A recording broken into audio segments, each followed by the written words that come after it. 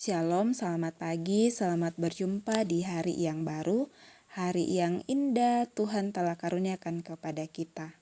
Sebelum melaksanakan setiap aktivitas kita pada hari ini, seperti biasa dari gedung Gereja Bukit Sion Makale, kita akan mendengarkan firman Tuhan. Namun sebelumnya itu, mari kita satu di dalam doa kita berdoa. Ya Tuhan kami, Tuhan yang kami sembah dan muliakan di dalam Yesus Kristus.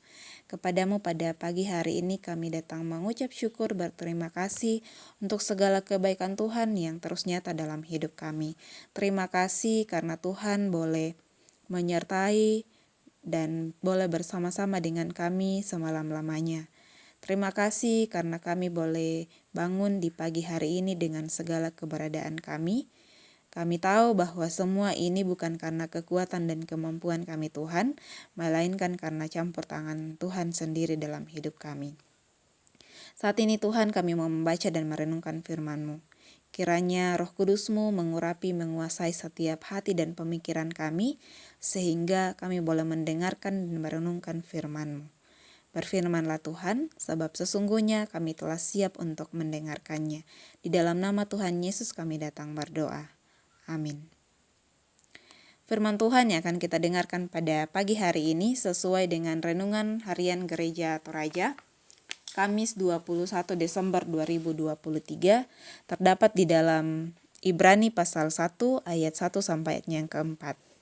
Ibrani pasal 1 ayat 1 sampai ayat yang keempat oleh Lembaga Alkitab Indonesia memberikan judul perikop, Allah berfirman dengan perantaran anaknya, firman Tuhan.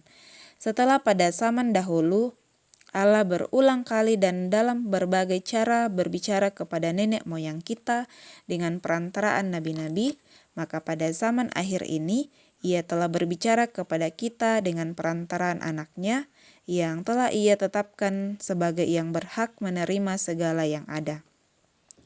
Oleh Dia, Allah telah menjadikan alam semesta. Ia adalah cahaya kemuliaan Allah dan gambar wujud Allah, dan menopang segala yang ada dengan firman-Nya yang penuh kekuasaan. Dan setelah Ia selesai mengadakan penyucian dosa, Ia duduk di sebelah kanan yang maha besar di tempat yang tinggi, jauh lebih tinggi daripada malaikat-malaikat. Sama seperti nama yang dikaruniakan kepadanya, jauh lebih indah daripada nama mereka. Amin. Dari perikop pembacaan kita pada saat ini, kita akan merenungkan dalam sebuah tema, Dia yang lebih tinggi, atau Dia di sini Yesus yang lebih tinggi. Bapak Ibu saudara-saudari yang terkasih di dalam Tuhan, setiap orang selalu mencari jalan untuk keluar dari setiap kesulitan-kesulitan yang tidak dapat dipecahkan oleh akal sehatnya. Maka dari itu, manusia membutuhkan kekuatan yang melebihi kekuatannya dan melampaui akal pikiran manusia, melampaui kepintaran manusia. Hal itu hanya dapat diperoleh di dalam Tuhan, karena Tuhan adalah yang maha kuasa, maha besar, maha tahu, dan juga hanya Dialah sumber kehidupan manusia. Karena Dialah pencipta akan segala sesuatu, dan Dialah yang berhak menentukan hidup setiap manusia. Pada saat manusia pertama diciptakan, mereka dapat berjumpa langsung dengan Allah. Mereka boleh berbicara dengan Allah. Tetapi karena perilaku manusia itu sendiri yang melanggar perintah Tuhan, maka Tuhan mengusir mereka dari Taman Eden dan rusak pula lah hubungan manusia dengan Tuhan. Manusia sebagai ciptaan tentunya membutuhkan Sang Pencipta. Manusia yang terbatas pastinya membutuhkan yang tak terbatas. Sehingga berbagai upaya dilakukan oleh manusia untuk menggapai Tuhan, tetapi karena keterbatasan, tidak ada satupun yang bisa sampai kepada Tuhan. Dibutuhkan inisiatif Tuhan sendiri untuk menghampiri dan menyelamatkan manusia. Banyak hal yang dikerjakan oleh Tuhan untuk memulai sejarah penyelamatan terhadap manusia, sehingga manusia dapat bersekutu dengan Tuhan kembali, meskipun dalam dunia perjanjian lama masih ada sekat yang memisahkan, atau dengan kata lain, manusia tidak dapat bertemu langsung dengan Tuhan Sebab jika hal itu terjadi, maka manusia akan mati. Sehingga Tuhan berbicara kepada manusia lewat perantaraan nabi-nabi sebagai penyambung lidahnya kepada manusia. Dan terakhir Tuhan menjumpai manusia lewat diri Yesus Kristus. Yesus yang penuh kemuliaan dalam kerendahan hati datang menghampiri manusia yang berdosa. Sehingga manusia atau kita memiliki relasi kembali dengan Tuhan.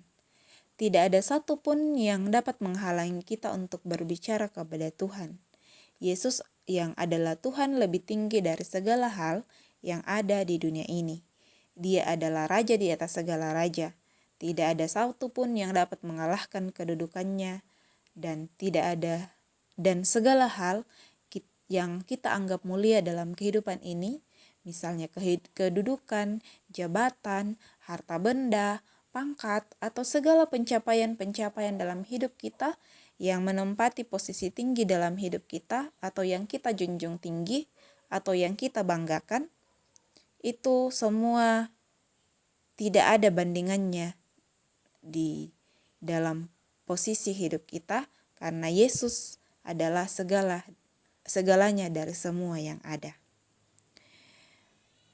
Karena di dalam Dialah telah diciptakan segala sesuatu yang ada di sorga dan yang ada di bumi, segala kelihatan dan yang tidak kelihatan, baik singgasana maupun kerajaan, baik pemerintah maupun penguasa, segala sesuatu diciptakan oleh Dia dan untuk Dia. Kolose 1 ayat 16 berkata demikian. Dengan demikian, manusia tidak memiliki satu hal pun yang dapat dibanggakan di hadapannya. Kita hanyalah manusia yang tak berdaya karena dosa.